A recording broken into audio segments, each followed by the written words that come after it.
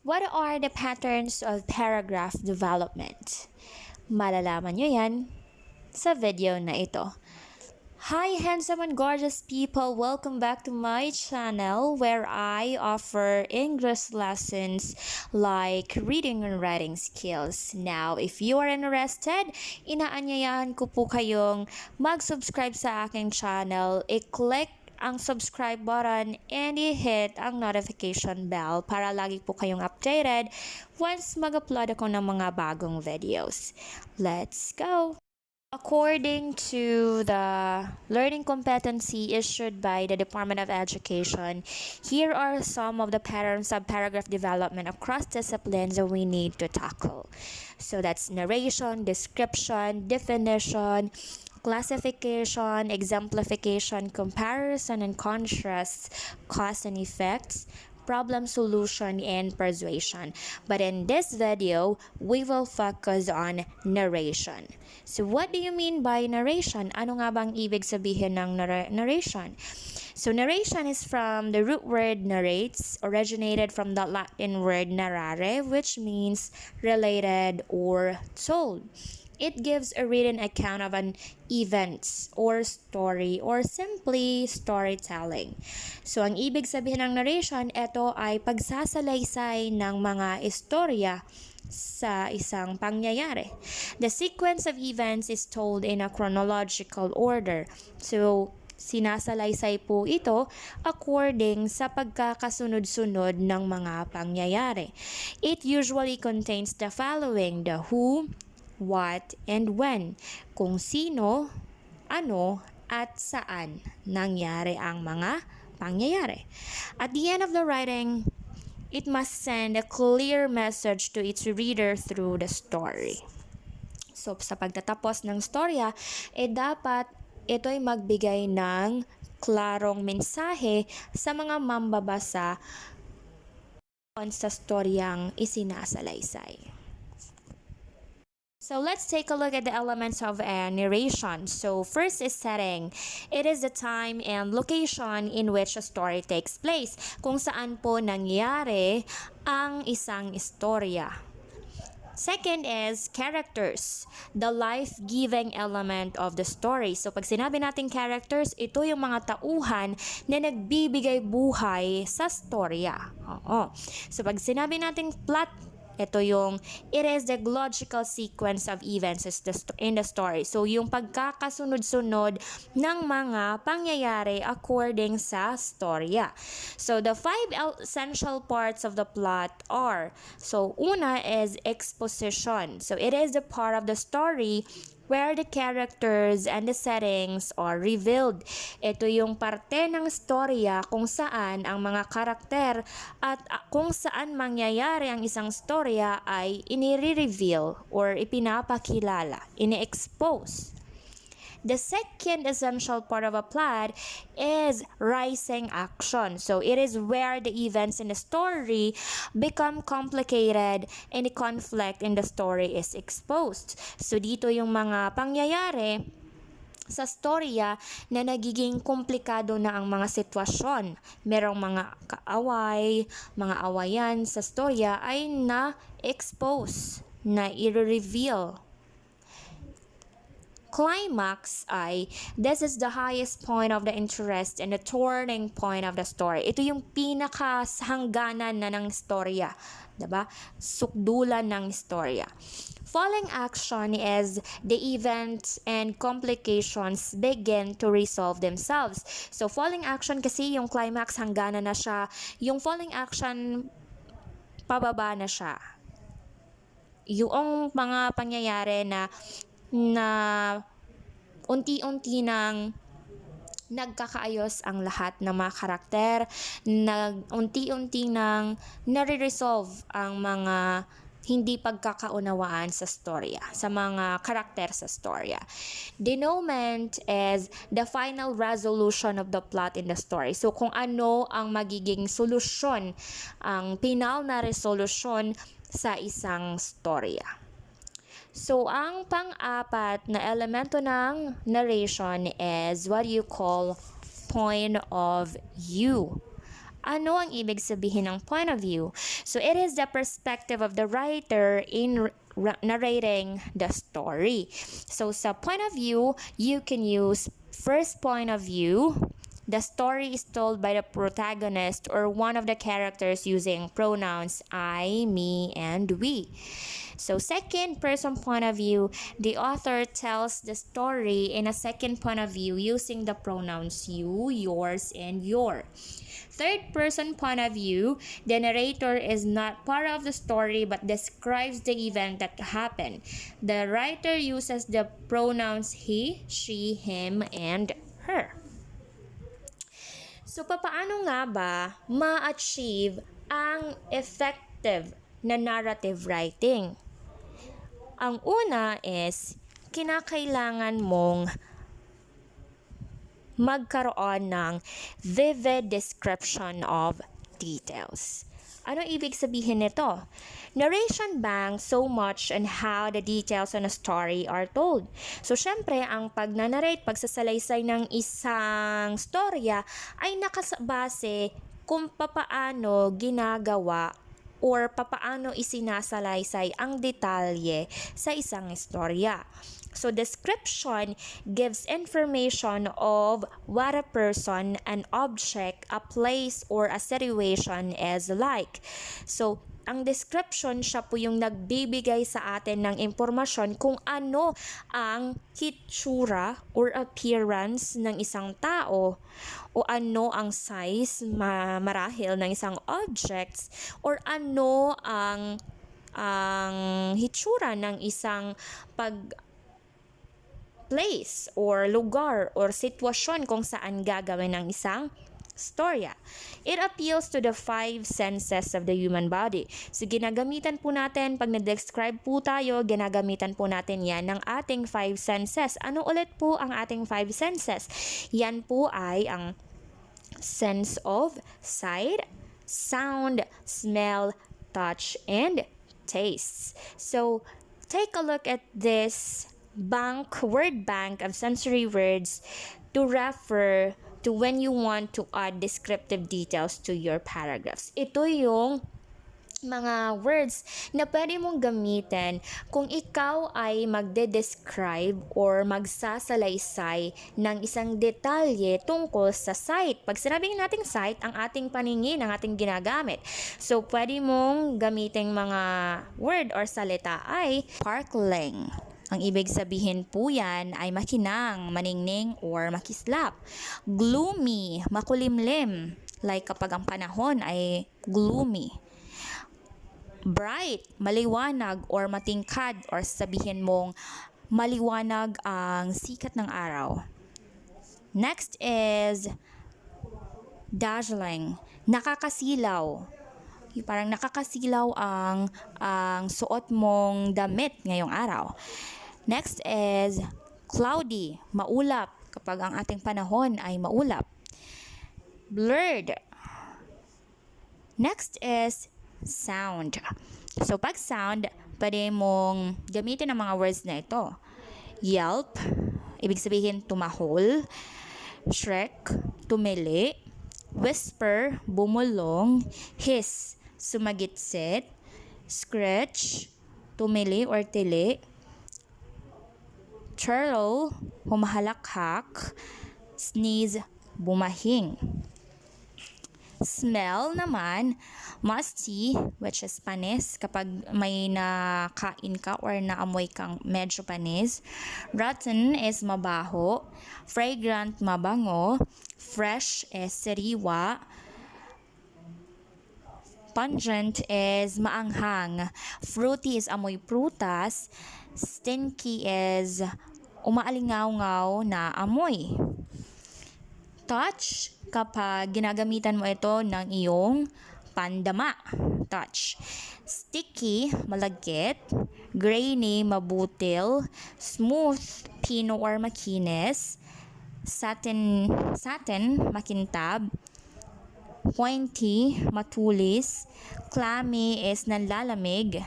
And then furry is mabalahibo. Taste, ito ay ginagamitan mo ng iyong panlasa. So, pag sinabi natin spicy, maanghang, sweet, ito ay matamis, sour, bitter, bland, creamy, and delectable. For example, this phrase is taken from the text entitled "The Day the Dancers Came," an excerpt by Bienvenido and Santos. This is part of my activity. In this example, the rule of thumb that most writers abide by is to show rather than tell. Santos does not mention anywhere in the story that what the dancers are doing is actually tinikling.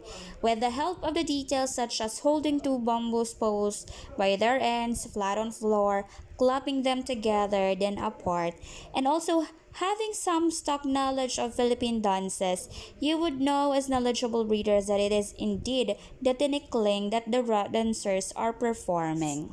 Sa halimbawang ito, hindi sinabi ni Santos na ang sinasayaw ng mga dancers ay tinikling.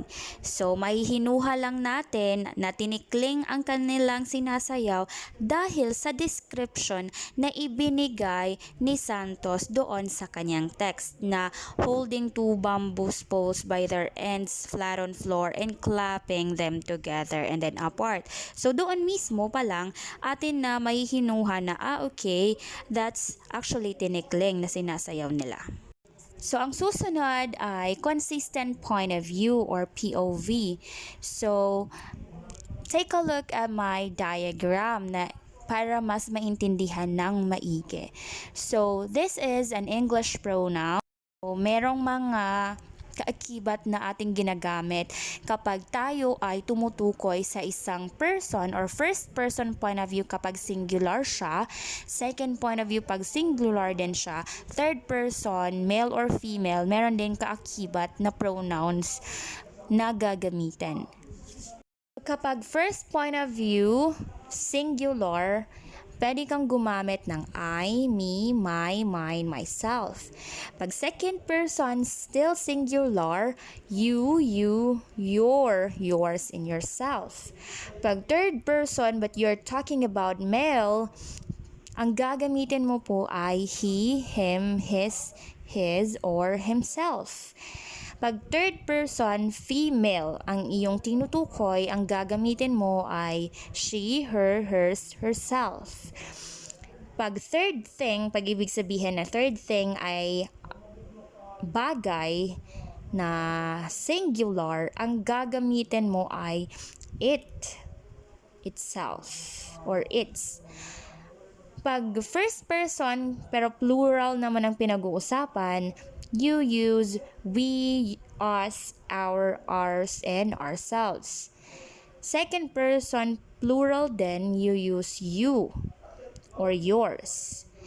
Third person or thing na plural, ang gagamitan ay they, them, their, theirs, or themselves.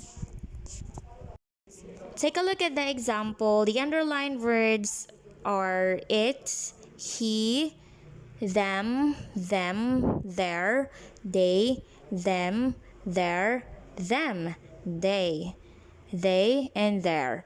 So in this example, the third person point of view is generally used to convey the narrator as the omniscient and dispassionate observer.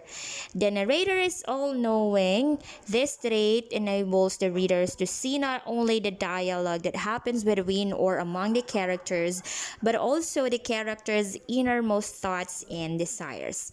Through internal monologue, the reader is able to penetrate the character's mind to be able to understand what the characters are not saying.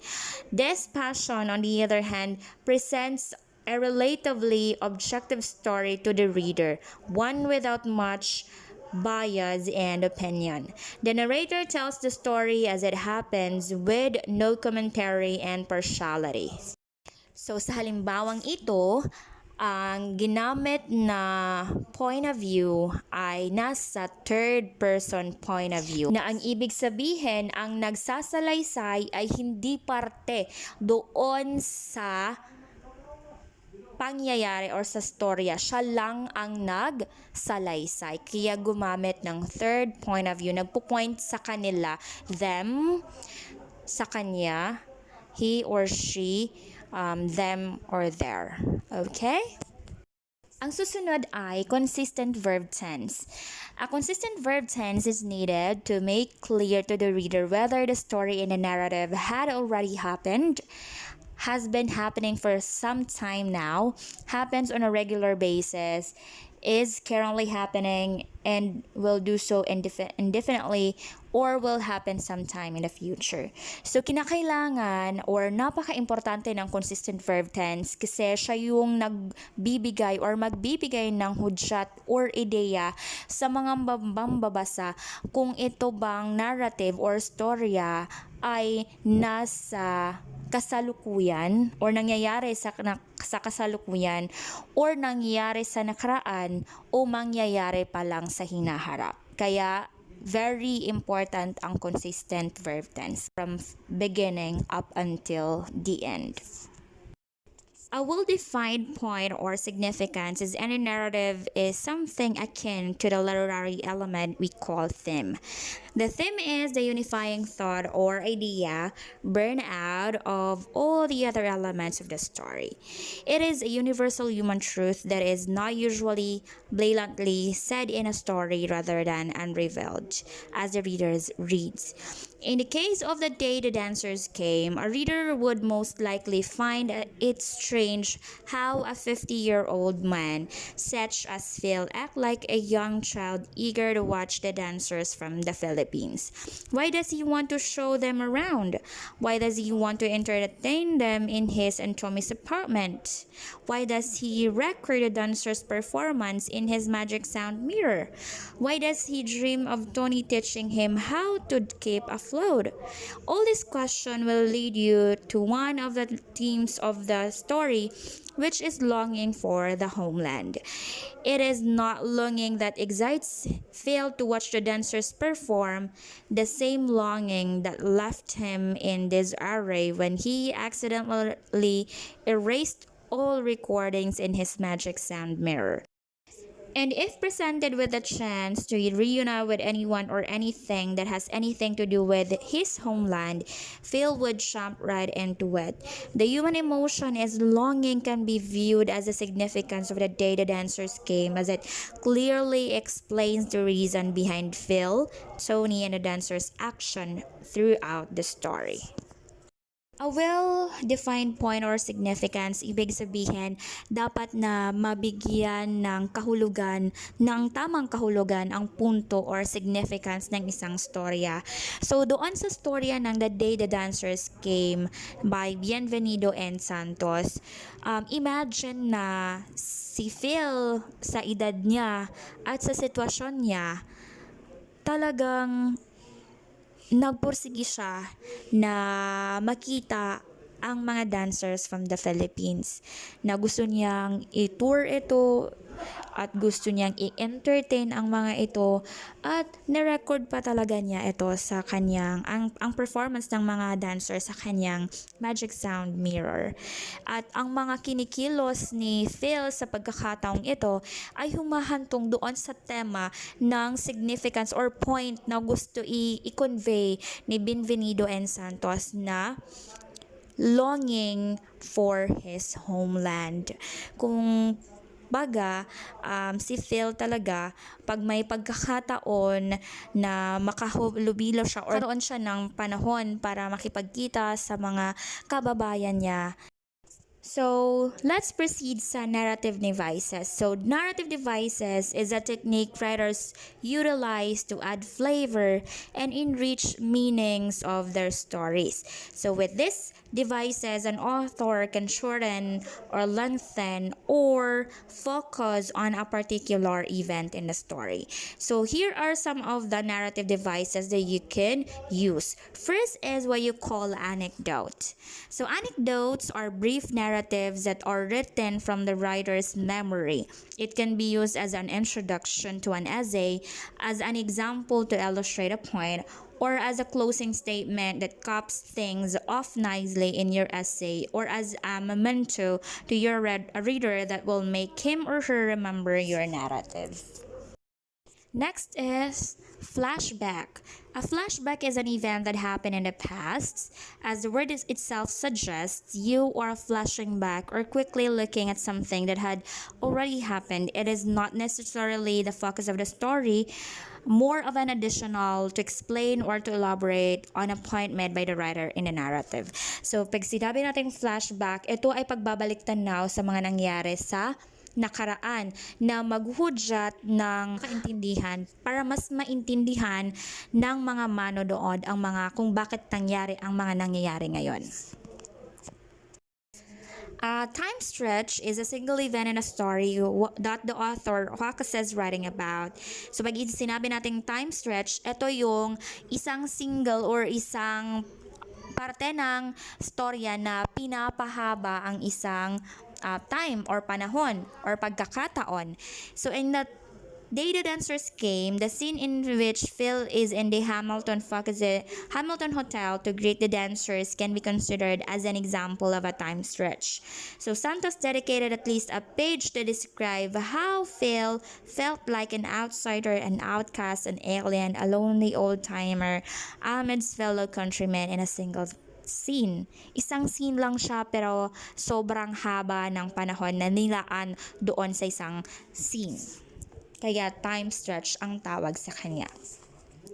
Next, as opposed to a time stretch in which a single event is prolonged, a time summary is characterized by jamming together multiple events and or shortening a relatively long period of time. So, ibig sabihin, ikli naman ang panahon or ang oras sa isang parte ng isang storya. So, time summaries can be determined with expressions such as in a single day, overnight, after the winter season, after around a week or so, or a few years after, and etc. Next ay flash forward. As an opposite naman siya sa flashback. So flash forward is an event that has yet to happen in the story. It is a flashing forward or quickly looking at something that will happen in the future. Similar to the purpose of flashback, a flash forward is included in a narrative to add meaning to the story. So, pag sinabi natin flash forward, ikaw ay tumatanaw sa isang pangyayari na mangyayari pa lang sa hinaharap. Or kumbaga, ito ay binibigyan mo ng ideya ang mga mambabasa kung anong mangyayari sa hinaharap. The last is the narrative device that you can use is dialogue. So a narrative does not only have a narrator who tells story in accordance to how he or she observes a sequence of events. Writers include dialogues, a word or a series of words enclosed in a pair of quotation marks which signal the character's spoken language. So pag sinabi nating dialogue, ito yung mga salita na or linya na sinasalita ng mga karakter sa isang storya. Kasi kung walang dialogue, wala din character at wala din namang storya na mangyayari. Alright? My reference in this video is Reading and Writing Skills, that's page 86 to 99 by Mariela Therese A. Thiongzon and Maxine Rafaela C. Rodriguez. Thank you! Again, thank you so much for watching and hopefully you learned something today. And for more, please continue to subscribe on my YouTube channel and see you next time.